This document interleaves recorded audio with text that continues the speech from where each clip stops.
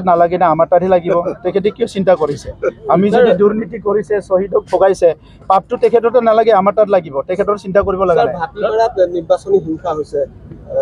আমি কনডেম কৰিছো আগতেটো ব্যক্তিগত হৈছে আৰু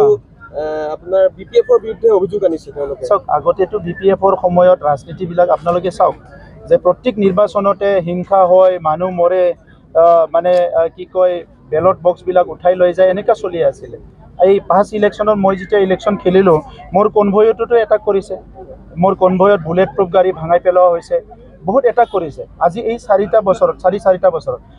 যিমান নিৰ্বাচন হৈছে এটাও হিংসা নাই গতিকে এনেকুৱা পৰিৱেশটো আমাৰ সৃষ্টি কৰাটো ইউপিপিএল মডেল অফ পলিটিক্স ইয়াত শান্তি নিৰাপত্তা সমন্বয়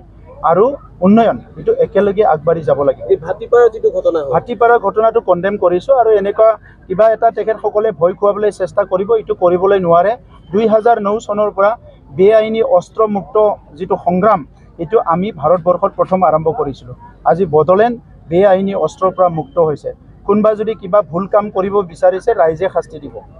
থ্যাংক ইউ।